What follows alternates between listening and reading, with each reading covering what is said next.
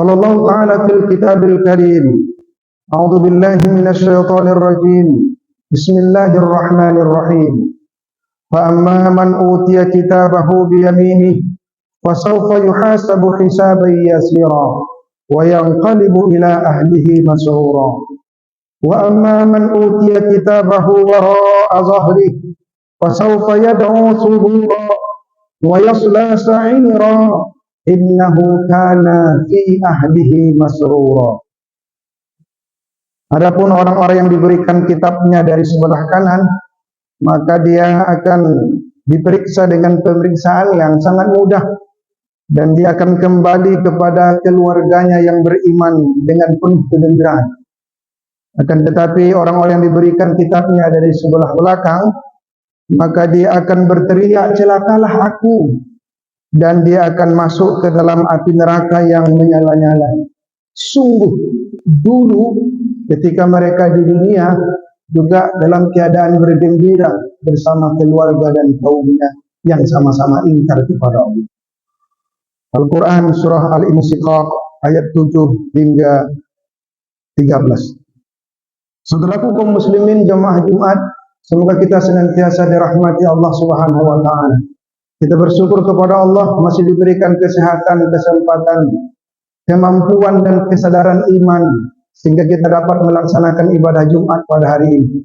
Semoga Allah Subhanahu wa taala senantiasa membukakan kalbu kita untuk tetap taat kepadanya, memiliki rasa takut, melakukan maksiat dan durhaka padanya, sehingga kita menjadi hamba-hamba yang bertakwa di sisinya. Salawat dan salam buat baginda Rasulullah Nabi Muhammad sallallahu alaihi wasallam sebagai uswatun hasanah, contoh teladan dalam kehidupan kita. Saudaraku yang dimuliakan Allah, satu tradisi yang amat penting bagi kita masyarakat muslim di Indonesia adalah tradisi pulang kampung, mudik setiap lebaran tiba. Dan itu membutuhkan biaya yang cukup besar, dana habis, waktu habis, tenaga jangan ditanya, macet di mana-mana, bahkan apalagi yang jauh antar provinsi, antar pulau, bahkan ada antar negara.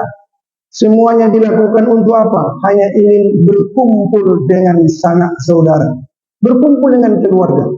Ternyata berkumpul dengan keluarga itu sangat penting dan kebahagiaannya tak ternilai jika dibandingkan dengan uang, tenaga dan sebagainya. Luar biasa nikmatnya bertemu dengan keluarga, bercengkrama, saling bersilaturahim. Bahagia sekali.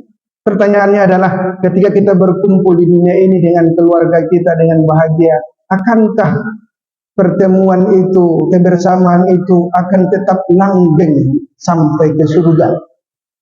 Atau hanya kita berkumpul berbahagia di dunia saja, tetapi di akhirat kelak kita justru berpisah-pisah atau malah berkumpul pula di neraka. Na'udzubillah min dzalik. Ayat yang kita bacakan tadi, surah Al-Insyiqaq, itu menggambarkan ada dua kondisi keluarga yang sama-sama berbahagia. Ayat itu menjelaskan. Yang pertama adalah keluarga yang bahagia di akhirat. Ketika mereka mendapatkan catatan amalnya dari kanan, kemudian mereka dihisab dengan cepat, kemudian mereka berkumpul dengan keluarganya yang sama-sama beriman kepada Allah di surga. Inilah yang harus kita cita-citakan, yang harus kita wujudkan. Tapi ada satu keluarga yang justru mereka berkumpul di akhirat, kemudian dimasukkan ke dalam api neraka yang menyala-nyala, dan kata Allah di sini, innahu kana fi ahlihi masrura.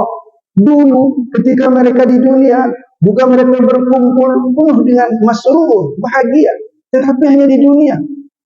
Mereka bahagia dengan kemaksiatannya, bahagia dengan kekafirannya. Dia bahagia justru jauh dari Allah Subhanahu wa taala. Maka kebahagiaannya hanya sementara. Ketika di akhirat mereka akan menyesal selama-lamanya. Tentu kita tidak menginginkan terbentuk keluarga atau kelompok masyarakat seperti pada kelompok yang kedua ini. Lalu apa yang harus kita lakukan? Dalam ayat lain surah At-Tahrim ayat 6, Allah Subhanahu wa taala juga memerintahkan kepada kita sebagai orang beriman Ya ayyuhalladzina amanu qul anfusakum wa ahlikum nar. Wahai orang-orang beriman, pelihara dirimu dan keluargamu agar jangan sampai terjerumus ke dalam neraka itu. Agar jangan sampai keluargamu masuk dalam neraka yang menyala-nyala itu. Peliharalah, kataku seakar kata dengan takwa, di mana salah satu makna takwa adalah al-wiqayah, memelihara. Dalam surah An-Nisa ayat 9 juga relevan. Allah mengatakan wal yakhshal ladzina law taraku min khalfihim dzurriyyatan di'afa khafu 'alaihim falyattaqullaha wal yaqulu qawlan sadida. Hendaklah kamu hai orang tua khawatir takut dengan sampai meninggalkan anak-anak keturunanmu, generasi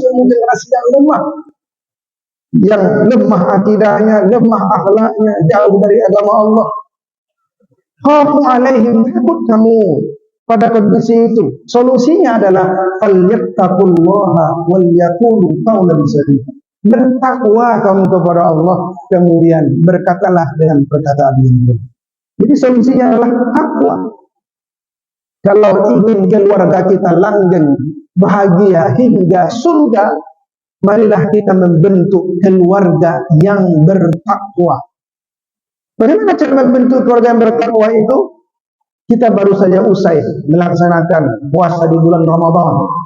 Dan ternyata dengan tegas Allah juga menjelaskan, ya ayyuhalladzina amanu kutiba alaikumusiyam kama kutiba 'alal ladzina min qablikum la'allakum tattaqun. Orang-orang beriman itu diperintahkan untuk berpuasa agar apa? La'allakum tattaqun, agar kamu menjadi orang bertakwa. Ternyata selama Ramadan 1 bulan penuh kemarin itu kita dilatih dan dibimbing, dibina, dibiasakan untuk mempraktekkan perilaku orang yang bertakwa.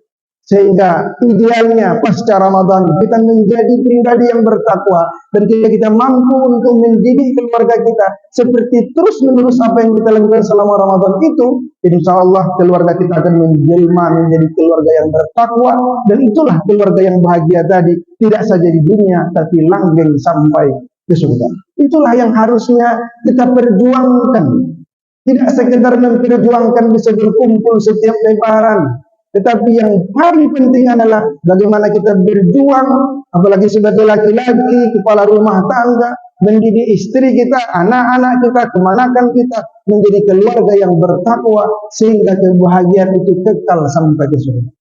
Saudara dimuliakan Allah. Kalau kita lihat ciri-ciri orang bertakwa banyak dalam Al-Quran dijelaskan. Satu di antaranya dalam pertemuan singkat ini kita merujuk pada surah Al-Baqarah ayat 1 sampai 5. A'udzubillahi minasyaitonir rajim. Alif lam mim. Dzalikal kitabu la raiba fihi hudal lil muttaqin alladzina yu'minuna bil ghaib wa yuqimuna as-salata wa mimma razaqnahum yunfiqun walladzina yu'minuna bima unzila ilaika wa ma unzila min qablik wa bil akhirati hum yuqinun ulaika 'ala hudan min rabbihim wa ulaika humul muflihun. Di situ disebutkan ada 5 ciri orang bertakwa yang sesungguhnya kelima-lima itu sudah diproses, kita sudah dididik oleh Allah, dibina oleh Allah selama Ramadan agar memiliki 5 karakter itu. Dan kita berharap sesudah Ramadan kita berjuang terus-menerus memiliki 5 karakter itu dan mendidik keluarga kita itu memiliki 5 yang tadi. Sehingga lagi-lagi kita disebut sebagai keluarga yang bertakwa itu. Yang pertama dikatakan adalah alladzina yu'minuna bil ghaib, mereka beriman kepada yang gaib. Dalam tafsir Al-Qur'anul Azim karya Ibnu Katsir disebutkan bahwa yang dimaksud dengan beriman kepada yang gaib adalah mengimani rukun yang 6 beserta hal-hal yang gaib di dalamnya. Terutama tentu beriman kepada Allah Subhanahu wa taala. Coba kita lihat selama Ramadan kemarin, betul-betul yang dihimbau yang berpuasa itu adalah orang beriman. Dan kita betul-betul dididik untuk meyakini adanya yang gaib. Bisa saja kita makan dan minum bersembunyi dari orang. Orang tak akan tahu kita puasa atau tidak. Tetapi itu tak kita lakukan. Kenapa? Kita yakin Allah Subhanahu wa taala mengawasi kita, melihat kita, sehingga kita tidak berani untuk membatalkan puasa kita. Ini adalah wujud iman yang luar biasa. Iman bukan sekedar diyakini, tetapi juga berpengaruh terhadap perilaku kita dengan menyadari Allah Subhanahu wa taala itu hadir dalam setiap saat dan dalam keadaan apapun, sehingga tidak ada celah bagi kita untuk bermaksiat. Mungkin kita bisa berlindung dari orang, berlindung dari penegak hukum, kita bisa melakukan korupsi, kita bisa melakukan kecurangan, kita bisa melakukan kezaliman demi kezaliman tanpa ada yang mengetahui, tanpa ada perangkat hukum yang bisa menjerat kita. Tapi ketika iman tertancap dalam kalbu kita, Allah Subhanahu wa taala senantiasa kita yakini mengawasi kita dan akan kita pertanggungjawabkan amal kita itu, maka tidak ada celah bagi kita untuk bermaksiat. Seperti halnya tadi berpuasa tadi, kita yakin Allah melihat sehingga kita mampu menahan lapar dan haus seharian, meskipun kita punya kemampuan untuk makan dan minum, tapi keyakinan diri kita kepada Allah membentuk kita untuk taat kepada. Maka kondisi inilah yang harus kita juga tanamkan kepada keluarga kita. Kita didiklah keluarga kita, anak-anak kita dengan iman yang kuat. Dan ternyata Rasulullah mengajarkan kepada kita untuk membentuk keluarga yang beriman itu dimulai dari proses pencarian jodoh. Agar laki-laki memilih perempuan yang dinikahinya itu adalah karena agamanya, karena seiman, karena keluarga yang beriring akidah akan sulit membentuk keluarga yang bertakwa tadi. Ketika lahir seorang anak dari rahim seorang perempuan, yang pertama yang dididik oleh orang tuanya adalah aspek tauhid iman dengan mengazankannya. Sampai kemudian seseorang itu wafat pun tetap diajarkan supaya ditalkinkan dengan kalimat La ilaha illallah. Nabi Yakub alaihissalam ketika dia sudah tua renta, yang dipikirkannya pada anak-anaknya bukan harta mereka, bukan karir mereka, tapi yang dikhawatirkan Nabi Yakub adalah mata buduna min ba'di. Wahai anakku, kalau aku mati, siapa yang kamu sembah? Apakah kamu tetap menyembah Allah atau tidak? Inilah orang tua yang bijak, yang dia pikirkan bagaimana anak-anaknya tetap berakidah yang benar sampai akhir hayatnya. Karena ini menjadi modal penting bagi kita untuk bisa berkumpul nanti di akhirat dengan penuh kebahagiaan. Dalam Quran surah At-Tur ayat 21 juga Allah ingatkan, walladzina amanu wattaba'asuhum dzurriyyatuhum biimanin alhaqna bihim dzurriyyatahum wa ma alatnahum min amalihim min syai', bahwa orang-orang yang beriman dan anak cucunya, keturunannya, ketika anak keturunannya itu mengikuti keimanan orang tuanya, maka kami hubungkan mereka, maka kami kumpulkan mereka dengan anak keturunannya itu di surga, dan kami tidak mengurangi sedikit pun dari pahala amal mereka. Dalam tafsir disebutkan bahwa orang tua di surga itu disempurnakan kebahagiaannya, meskipun anak keturunannya levelnya agak rendah, Allah menaikkan, angkat derajatnya sehingga dia berkumpul dengan orang tuanya, sehingga sempurnalah kebahagiaan orang tuanya. Tapi syaratnya mereka harus sama-sama beriman kepada Allah Subhanahu wa taala. Saudaraku kaum muslimin yang dimuliakan Allah. Yang kedua, orang yang bertakwa itu adalah wa yuqimunas shalah. Mereka mendirikan sholat dengan cara yang sempurna. Selama Ramadan kemarin kita juga dididik untuk melaksanakan sholat fardu berjamaah, bahkan melaksanakan qiyamul lail. Maka sesudah Ramadan jangan kita hentikan itu. Tetaplah mendirikan sholat berjamaah di masjid. Apalagi kita yang laki-laki ini. Rasulullah mencontohkan sholat itu dilakukan di awal waktu, secara berjamaah dan di masjid. Kita bangga hidup di negara Indonesia ini. Banyak masjid di mana-mana, termasuk di Sumatera Barat. Tetapi bagaimana kondisi jamaah di dalamnya? Masih banyak yang memprihatinkan. Maka harus kita rubah pola hidup kita ini. Bukankah kita ini hidup merupakan hamba Allah yang wajib harus mengikuti perintah Allah dan Rasul? Kita ini orang-orang yang, apalagi orang-orang yang sehat, yang punya kekuatan, ayolah kita rubah pola hidup kita. Saudara-saudaraku yang sudah biasa ke masjid, lanjutkan dan tingkatkan kehusukan kita. Lalu kita berupaya untuk mengajak anak kemanakan kita dan orang-orang sekitar kita untuk memakmurkan masjid. Bagi kita yang selama ini masih berleha-leha tidak mau ke masjid, rubahlah. Ayolah ke masjid, ayolah berjamaah. Ayo kita mengikuti imam sebelum kita berada di depan imam.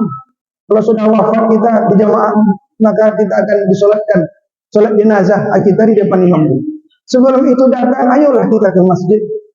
Dan keluarga yang bahagia, yang berkualitas itu adalah keluarga yang konsisten mendirikan solat. sholat berjamaahnya di masjid, dan di rumah mereka melaksanakan sholat sunnah. Sehingga Nabi mengatakan, nawwiru buyutakum bis shalah wa qiraatil Quran. Kamu sinari rumah-rumahmu dengan sholat, mendirikan sholat sunnah maksudnya, dan membaca Al-Quran. Sementara sholat fardu idealnya kita lakukan di masjid.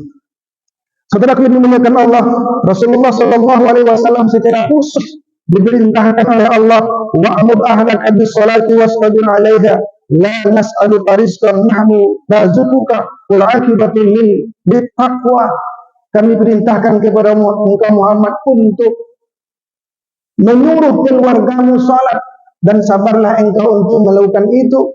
Kamilah yang memberi rezeki kepada engkau, bukan engkau yang minta rezeki kepada, bukan engkau yang memberi rezeki, tapi kamilah yang memberi rezeki kepada engkau, dan kami berikan akibat yang luar biasa, dampak positif bagi orang-orang yang bertakwa. Dalam tafsir Al-Munir, Wahbah Zuhaili mengatakan ini perintah kepada Nabi, tapi sungguhnya juga diperintahkan kepada umat yang mengikuti Nabi Muhammad agar memerintahkan keluarganya mendirikan salat. Setelah ayat ini turun, kata Wahbah Zuhaili, Rasulullah senantiasa setiap subuh itu membangunkan, mendatangi anaknya, putrinya Fatimah dan Ali bin Abi Thalib untuk melaksanakan sholat subuh berjamaah. Padahal anaknya sudah dewasa, tidak mungkin Ali bin Abi Thalib tidak sholat subuh. Tapi begitulah tanggung jawab seorang tua, tetap mengajak anaknya untuk sholat subuh. Kenapa sholat subuh? Karena memang di antara sholat yang agak berat itu ya sholat subuh. Kalau sudah sholat subuhnya beres, insya Allah sholat lainnya beres. Mereka Nabi juga dalam hadis lain bahwa sholat yang paling berat bagi orang-orang munafik itu adalah sholat isya dan sholat subuh. Lau ya'lamuna ma fihima fa'atahuma walau habwan. Seandainya umatku tahu berapa luar biasanya manfaat dari sholat subuh berjamaah itu, pasti mereka ke masjid meskipun dalam keadaan merangkak-rangkak. Sehingga Ummu Maktum, seorang sahabat yang buta sekalipun, yang mengadu kepada Nabi agar dia tidak sholat berjamaah di masjid karena tidak ada yang menuntunnya. Tapi Nabi berkata, hal tasmi'un nida, apakah engkau masih mendengar azan? Naam ya, la ajidu laka rukhsah, tidak ada keringanan bagimu wahai Ummu Maktum. Buta matanya, tetap disuruh ke masjid. Bagaimana kita yang masih sehat ini? Saudara yang dimuliakan Allah, marilah Ramadan sudah biasa kita bangun sahur. Maka sudah Ramadan ini, ayo bangun subuh, bawa anak-anak kita ke masjid, gembirakan keluarga kita dengan tunduk dan patuh kepada Allah Subhanahu wa Ta'ala. Kemudian yang ketiga adalah mimma razaqnahum yunfiqun. Mereka juga selalu menginfakkan rezeki, sebagian rezeki yang telah anugerahkan kepada mereka. Selama Ramadan kemarin, kota-kota infak, masjid, anak yatim, lembaga pendidikan meningkat. Janganlah hendaknya sesudah Ramadan jauh turun drastis. Mari tetap kita berbagi. Inilah orang-orang bertakwa, tidak hanya taat kepada Allah semata dalam hal kesalehan ritual, tetapi juga dia harus saleh secara sosial. Dia berempati, dia berbagi, dia membantu orang lain. Zakat wajib dia keluarkan. Kemudian sedekah, infak, wakaf juga dia lakukan. Karena orang bertakwa itu juga wa atal mala ala hubbihi zawil qurba wal yatama wal masakin wa ibnis sabili wasailina wa tirqab. Tidak hanya berzakat, mereka juga mengeluarkan harta yang dia cintai kepada karib kerabatnya, anak yatim, orang miskin, peminta-minta, ibnu sabil, hamba sahaya. Maka kalau sudah kita berbagi, tidak ada lagi kita menyakiti orang. Jangankan merampok orang, malah dia membagi. Tapi kalau dia tak bertakwa, jangankan membagi, malah dia berbuat curang, mengambil hak orang. Orang bertakwa tidak demikian. Dia justru banyak berbagi dan punya rasa solidaritas yang tinggi kepada sesamanya. Anak-anak kita, mari kita ajarkan untuk berbagi, sehingga mereka tak lagi jadi orang yang suka melakukan tawuran, bullying, dan kejahatan-kejahatan lainnya. Tanamkan mereka selalu berbagi. Kemudian yang keempat adalah mereka orang-orang yang bertakwa itu, walladzina yu'minuna bima unzila ilaika wa ma unzila min qablik. Intinya mereka mengimani Al-Quran.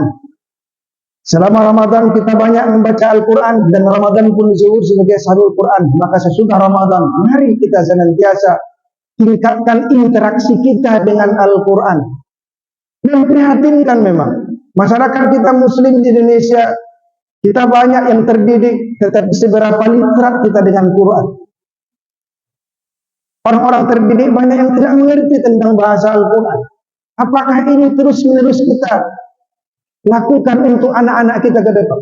Kita yang sudah dewasa, marilah terus tingkatkan interaksi kita dengan Quran. Tidak sekedar membacanya, tapi juga memahaminya dengan aktif mengikuti kajian-kajian. Dan untuk anak-anak kita, mari kita tingkatkan cara belajar mereka untuk memahami Al-Quran.